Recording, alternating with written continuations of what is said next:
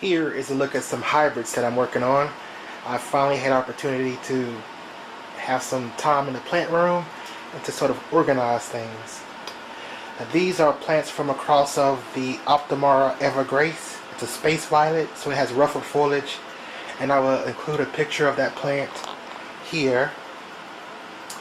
And it's Optimara EverGrace and also Optimara Los Angeles, and that plant has girl foliage. And I think I will include a picture here. Okay, and here are the seedlings that were produced from that cross. And you can see from the list of plants here, these plants on this side, there are about 12 of them, they have girl foliage. You can see the girl foliage marks. Zoom in a little closer. It's the white center marks. And right here. And when I first started growing, I wanted to find a large growing girl foliage plant, but I couldn't find it, so I decided to sort of create my own. And I think I've been doing this for a few years, maybe 4 years or so, and I actually know why. Now I know why they're not so popular, girl foliage plants.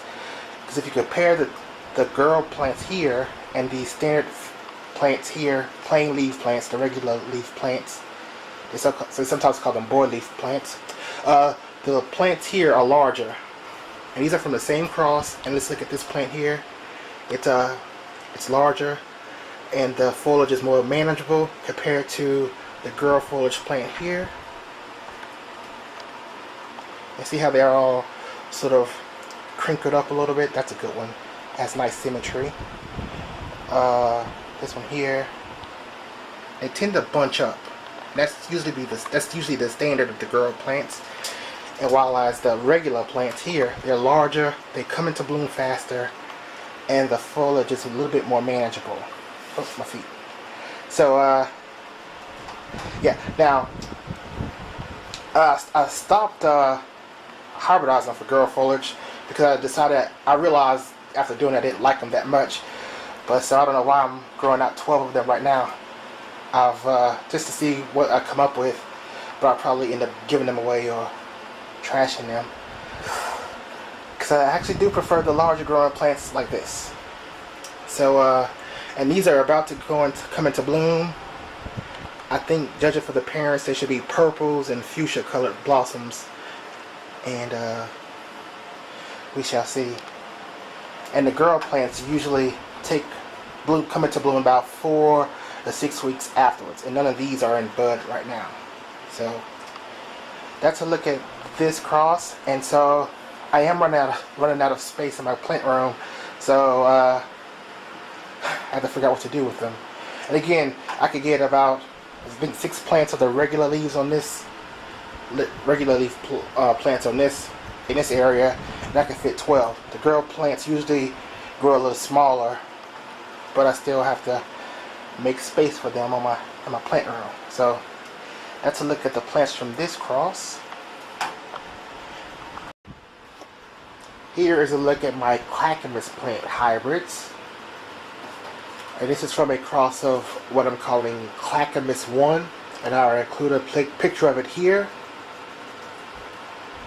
And also of Max Walkabout Uluru. And I will include a picture here. Now these plants all have Clackamas foliage. You can see it right here.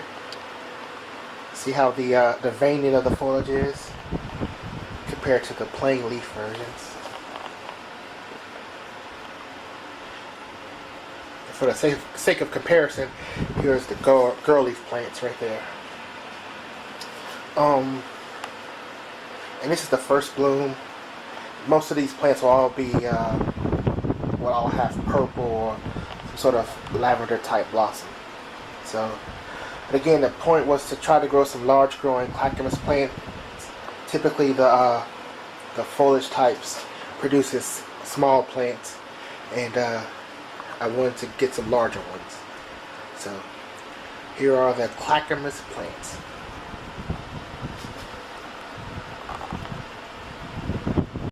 Now this cross may be undesirable because although it has Clackamas foliage, it has it produces a lot of suckers in the plant, and the suckers are the let's get the camera to focus in a little bit.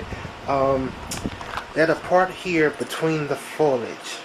If you can see the little new growths, and I think they have inherited this trait from their grandparent, which was Max Walkabout Uluru, which is sort of a trailing plant.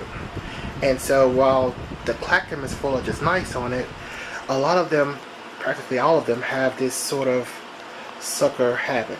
Let me see if I can show it to you on another plant. This is another one that I haven't groomed yet, and this is usually how it looks before I groom them. And so you see all of the light green leaves. Let's see. Those are all immature leaves, so I need to remove those. But you can see the crown right here, and the suckers are all along the sides. That's a sucker.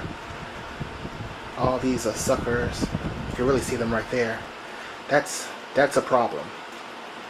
You don't want them to produce that many suckers on the side, because you're going to have all these side growths. You see that one right there, another one right here, and the main crown is right there. And so you do not want it to produce these offshoots unless you're going for a trailing plant, and I'm not going for that. So I'm going to remove them and see if it stops. Sometimes the suckering stops as the plant matures. It's something that the plants do when they're younger. They produce a lot of side shoots and suckers. But I grow them out. This one is about to come into bloom. You can see the bloom right here, and these are pretty much all going to be purple, or some shade of purple. And I usually know it's going to be purple because the leaves are darker underneath it as well. But yeah, I'm going to groom it up, and we shall see how it looks. And here is that same plant after I groomed it. You can see it right here. It looks a little bit better. You can also see that the blossom is going to come into bloom. And here are the rest of the plants. And again, the best one, and this is a unique one, this one has spoon foliage. I definitely would want to keep this one, but I'm curious to see what the blossoms are going to look like. Of course they're going to be purple, but I just wanted to see what would happen with that one. I didn't expect to have a plant with spooned leaves. And of course the best one of the group is this one right here. You can tell it has Clackamas foliage, and it sort of it lays flat. So I've already taken leaves for that to go on to the next generation to propagate more plants. So even if the blossom is not the greatest, I will probably hybridize with it to keep the flat Clackamas foliage leaf shape. Compare this one to this one, and you can see it sort of grows upright, and this one lies flat. So that's that.